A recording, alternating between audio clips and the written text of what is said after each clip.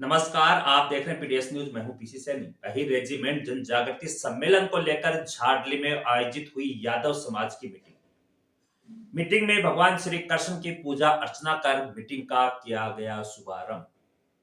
Meeting में यादव समाज के सैकड़ों लोग हुए शामिल।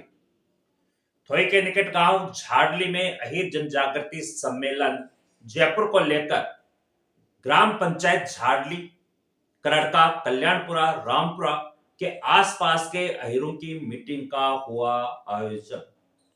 पूर्व राजस्व निरीक्षक, भूतपूर्व सरपंच झाड़ली सोहनलाल यादव के निवास स्थान पर इस मीटिंग का आयोजन रखा गया।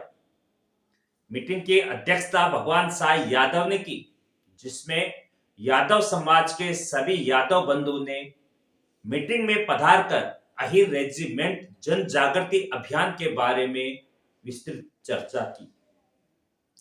मीटिंग में आह्वान किया गया कि अधिक से अधिक समाज के लोगों को इस महापंचायत में, जो कि 16 अप्रैल को जयपुर में चलने का कार्यक्रम निश्चित किया गया, और इस मौके पर यादव समाज के सैकड़ों लोगों ने भाग लेकर अहिर रेजिमेंट की मांग पुरजोर से रखी है।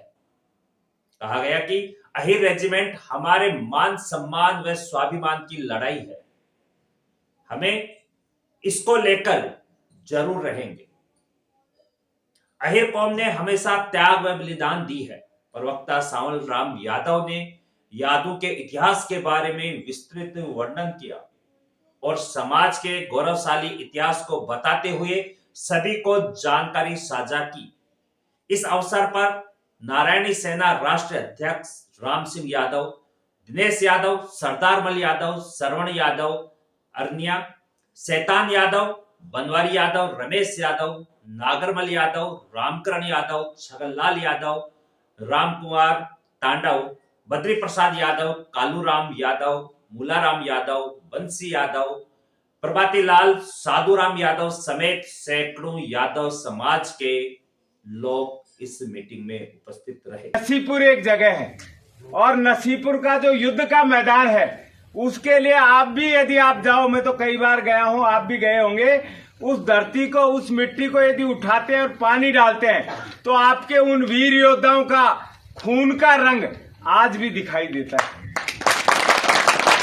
ऐसे पराक्रमी योद्धा आपकी कौम में हैं और उन पराक्रमी योद्धा ने गोरों की सेना को शिकस्त दी और उनके दांत खट्टे कर दिए। और दांत ही खट्टे नहीं किए, हिंदुस्तान में पहला रिकॉर्ड है कि अंग्रेजों की, गोरों की सेना के बड़े बड़े अधिकारियों को मौत के घाट उतारने का काम आपके अहिर योद्धाओं ने किया।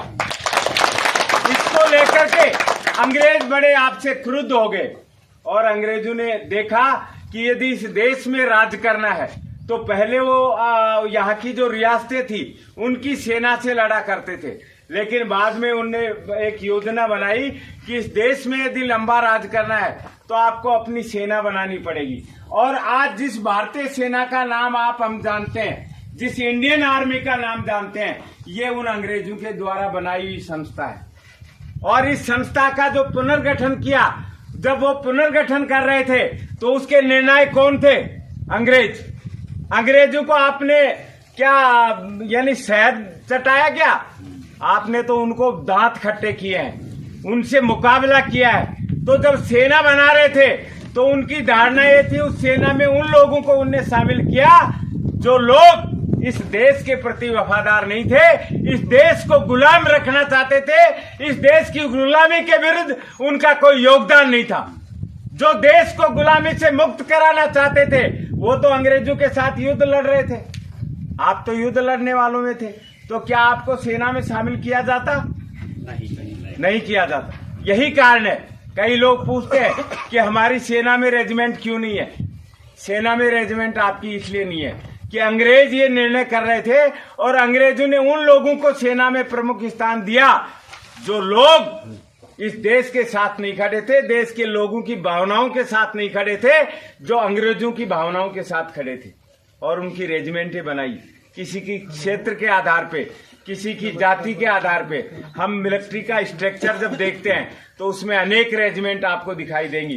कोई जाट रेजिमेंट है, कोई सिख रेजिमेंट है, कोई गोरखा रेजिमेंट है, कोई कुमाऊं रेजिमेंट है, कोई डोगरा रेजिमेंट है। इस तरह से जाति और क्षेत्र के आधार पर लगभग 50 रेजिमेंट भारतीय सेना में बनी। ये तो देश आजाद होने से पहले की बात है। अब अतिथि गणों का हमारे इस गांव की तरफ से तहे दिल से शुक्रिया अदा करता हूँ, जिन्होंने इस मुहिम को लेकर अपना काम छोड़कर अपना समय को इस बात के लिए लगाया है और हमें उसके लिए एक योग्य समझा है कि हम आपके गांव में आकर के इस चीज मुहिम को आगे बढ़ाएंगे। और मैं पहले अपने समाज के बारे में बता चुका हूं, इनको काफ़ी देर से हम 10 बजे से यहाँ बैठे हुए हैं, तो सब चीज़ का इनको ब्यौरा दे दिया है, सब परिचित हैं इस चीज़ से।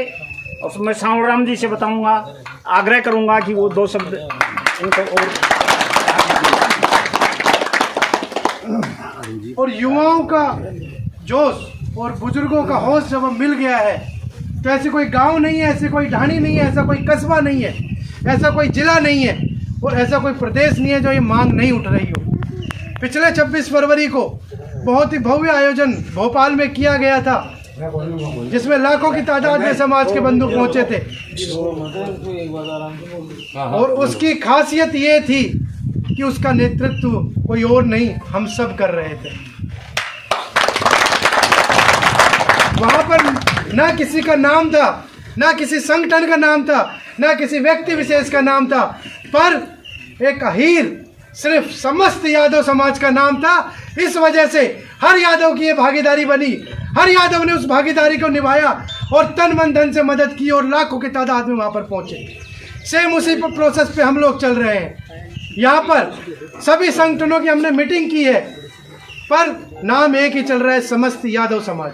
जितना ये बाबा उसके लिए जिम्मेदार है उतना ही मैं हूँ, जितना संवर राम जी बाबू जी जिम्मेदार है उतना ही आप है।